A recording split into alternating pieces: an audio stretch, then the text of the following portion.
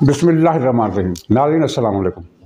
पंजाब की सियासत और पीटीआई इस वक्त ओवरऑल नक्शे पर कहाँ खड़ी है, इसके बारे में ये प्रोग्राम है।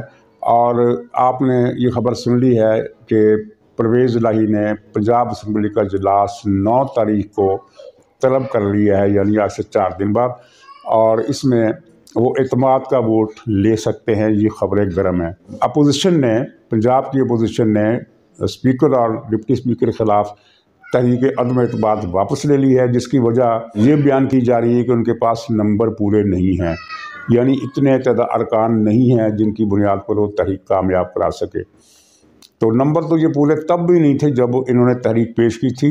असल में स्पीकर और डिप्टी स्पीकर के खिलाफ तहरीक अदम एतमाद पेश करने का मकसद कुछ और था। उसका ताल्लुक पंजाब असम्बली के तोड़े जाने से था और वो एक वसी तर मनसूबे का हिस्सा था, जिसकी अब उस तरह से शायद ज़रूरत नहीं रही।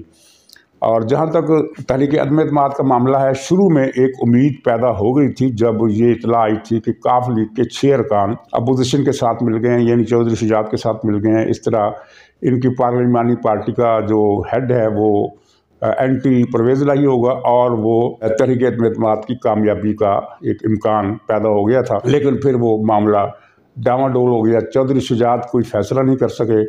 कभी उनके दिल में आता कि परवेज़ इलाही ने बेवफाई की है और ख़ानदान को नुकसान पहुँचाया, लिहाजा इससे सज़ा मिलनी चाहिए। और कभी वो सोचते कि नहीं, आखिर है तो मेरा चचाजाद और एक ही ख़ानदान है, हमने इकट्ठे रहना है, अलग अलग हो गए तो नुकसान होगा, घाटा होगा। इसलिए उनकी जो डामाडोल किस्म की जहनी कैफियत थी और क़ुव्वत फ़ैसला की कमी, जिसकी वजह से वो 6 के 6 अरकान वापस चले गए परवेज़ इलाही के पास। यानी परवेज़ इलाही को काफ लीग की 10 रुकनी पार्लिमानी पार्टी का मुकम्मल एतमाद मिल गया। लेकिन अब फिर सुना है कि उनमें से 3 जो हैं वो चौधरी शुजात के साथ वफादारी निभाने के लिए तैयार हैं। और वो 3 अरकान है, लेकिन ज़ाहिर है वो 3 अरकान जो हैं वो तहरीक अदम एतमाद में काफ़ी नहीं है। तहरीक अदम एतमाद के लिए ज़रूरी है कि 6 के 6 कम से कम 6 अरकान पार्लिमानी पार्टी के इधर आएँ, ताकि बाकी जो 3 या 4 बचते हैं वो नाकारा हो जाए। तो ये मुमकिन नहीं हो सका, इसलिए उन 3 का वापस आ जाना चौधरी शुजात के पास, अगर वो वापस आ गए हैं तो तहरीक अदम एतमाद के लिए ये एक बेमाने बात है। दूसरी तरफ है एतमाद के वोट का मसला। परवेज़ इलाही का दावा है, परवेज़ इलाही के कैंप का दावा है कि वो 9 तारीख से पहले इस्टेब्लिशमेंट से अपनी लाइन सीधी कर लेंगे, जिसके बाद वो एतमाद का वोट उन्हें मिल जाएगा। लेकिन अगर ये लाइन सीधी ना हो सकी तो फिर एक यानी बड़ा सियासी जुआ है जो परवेज़ इलाही ने खेलने का फ़ैसला किया। पीटीआई के पास इस वक्त एतमाद का वोट लेने के लिए नंबर पूरे नहीं है। यानी अगर अपोजिशन के पास तहरीक अदम एतमाद के लिए नंबर पूरे नहीं है तो उनके पास एतमाद का वोट लेने के लिए नंबर पूरे नहीं है। एक रुकन तो कल छोड़ गई, वो जो अपने छोटी सी मसले की तंजीम है, उसका नाम मुझे याद नहीं आ रहा, तो थी वो तहरीक इंसाफ ही के कोटे पर, लेकिन उस तंजीम की रुकनीत उनके पास है। तो दूसरा एक रुकन उनका पहले ही वो बागी होकर जिसको इन्होंने अलग कर दिया है, ये तो 2 हो गए। लेकिन इसके अलावा एक ऐसी तादाद है जो किसी सूरत एतमाद का वोट देने के लिए आमादा नहीं है। परवेज़ इलाही का ख्याल है कि जब लाइन सीधी हो जाएगी इस्टेब्लिशमेंट के साथ तो इन अरकान को, जिनकी तादाद 20 के करीब बताई जाती है, कम या बेश, ये वापस आ जाएंगे। और ज़ाहिर है ये ख्याल गलत नहीं है। अगर इस्टेब्लिशमेंट इशारा कर दे इन लोगों को कि तुमने एतमाद का वोट देना है तो वो फिर आ जाएंगे। लेकिन वही मसला, सवाल वही फिर रहता है कि क्या ये लाइन सीधी कर लेगा। जो भी होगा, एक वसी तर जो फैसला हो चुका है वो अपनी जगह कायम रहेगा। वो ये है कि पंजाब में पीटीआई की हुकूमत नहीं रहेगी।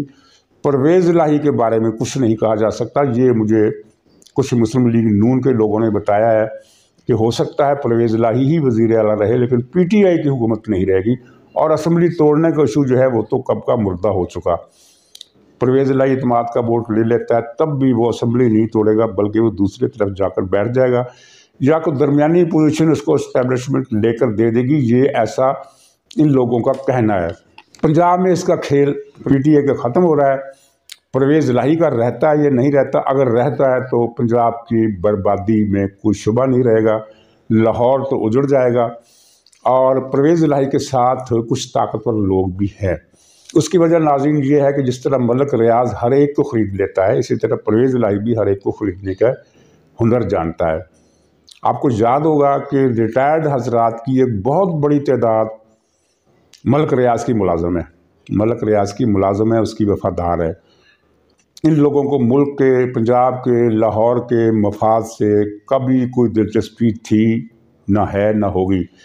یہ وہ کھیپ ہے جو پرویز مشرف نے تیار کی تھی۔ پہلی مرتبہ پرویز مشرف نے اعلیٰ ترین طاقتور ادارے کے اعلیٰ ترین افسران کی ایسی کھیپ تیار کی جسے پاکستان سے 0% بھی محبت نہیں تھی، ایک رائی کے دانے کے برابر بھی ان کے اندر پاکستان سے وفاداری نہیں تھی۔ ان کی زندگی 3 زے کی گرد گھومتی تھی: زن، زر، زمین، اور یہ تینوں چیزیں ملک ریاض نے ان کے لیے وافر تعداد میں فراہم کر دی تھی۔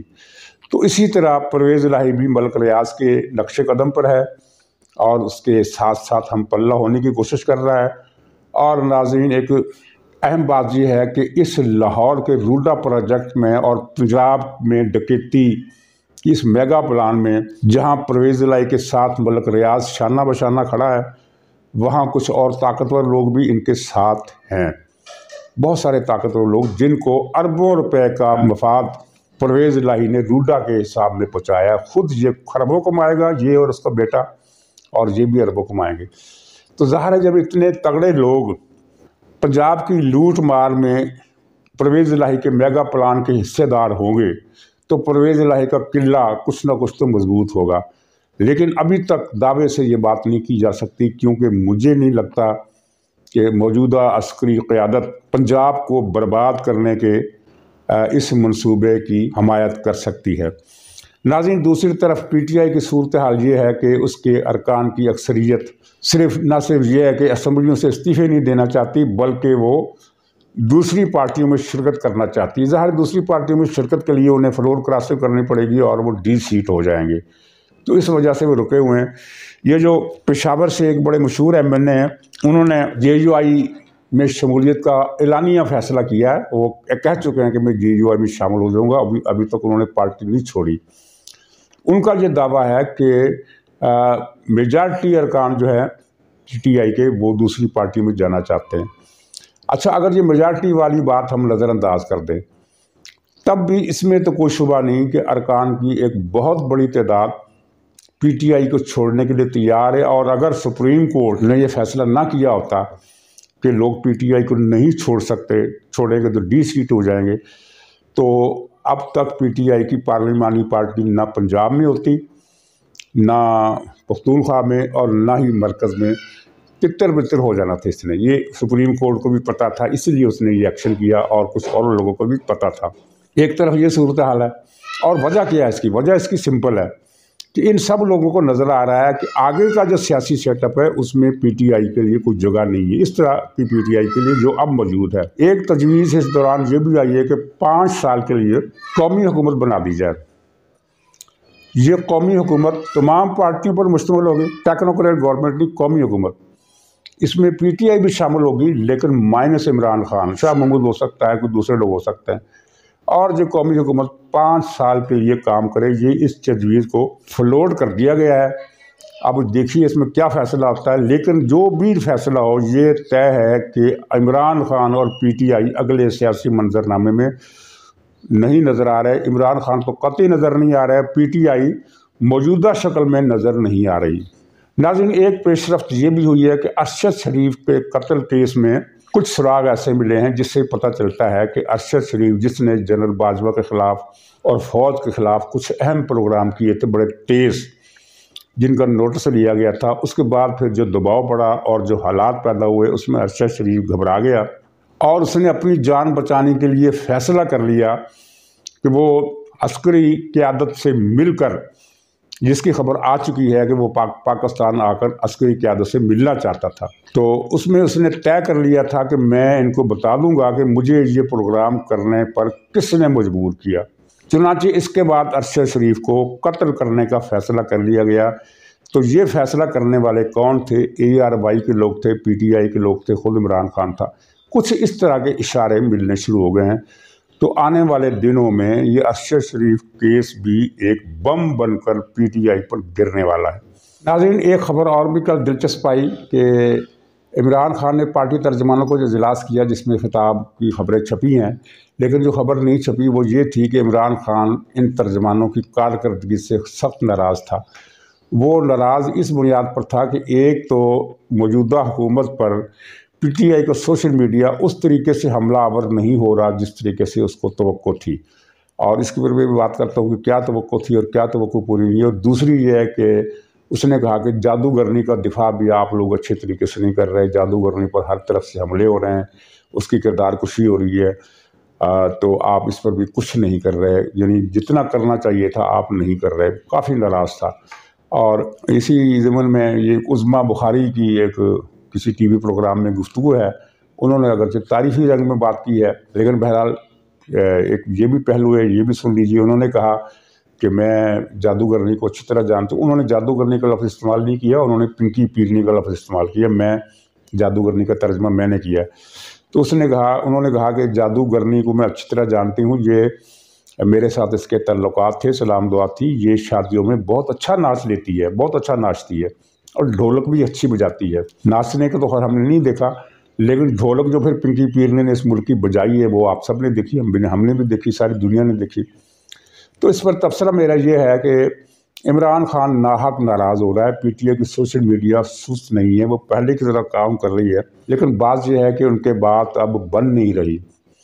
جب پنکی پیرنی پر اتنے الزامات سامنے آ جائیں، 8 ارب روپے کے تو زیورات ہی اس نے چوری کیے، باقی جو کارنامے ہیں ان کی لسٹ بہت لمبی ہے، تو اس کے بعد ان کا دفاع کیا کر لے گا؟ ان کا یہ دفاع کریں گی بھی تو دفاع نہیں ہو سکے گا۔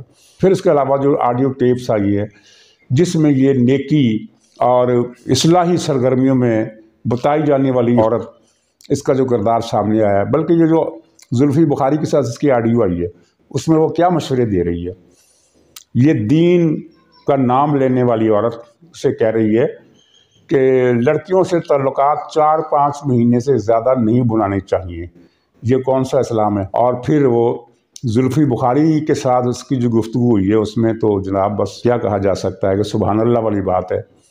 پتہ نہیں کون کس کو ترغیب دے رہا تھا، کون کس کو پھنسا رہا تھا، کوئی پتہ نہیں چل رہا۔ اور حیرت کی بات یہ ہے کہ عمران خان ایسی عورت کا دفاع نہ کرنے پر اپنی سوشل میڈیا ٹیم سے ناراض ہے۔ سینکڑوں اسکینڈل آ چکے ہیں اس دوران۔ اس کے بعد پھر عمران خان کا دفاع کرنے والی جو مشینری ہے اس کو جیسے زنگ لگ گیا، اور وہ زنگ لگنا ہی تھا، ان کی بات میں اثر نہیں رہا، تیزی نہیں رہی، وہ ڈنک نہیں رہا۔ ایک اشارہ اس سے پھر یہ بھی ملتا ہے کہ عمران خان اگر ملک کے سیاسی حالات سے مایوس ہے تو اپنی پارٹی کی پروپیگنڈا مشینری سے بھی اس کو مایوسی ہو گئی ہے، اور یہ بات جو ہے یہ واضح طور پر ہمیں بتا رہی ہے کہ عمران خان کے گرد مایوسیوں کے گھیروں کے علاوہ اب کچھ نہیں رہا۔ اسے آنے والے وقت کا اندازہ ہے، اور منظور وسان کی جو پیشگوئی ہے وہ پیشگوئی نہیں ہوتی، وہ نجومی نہیں ہے۔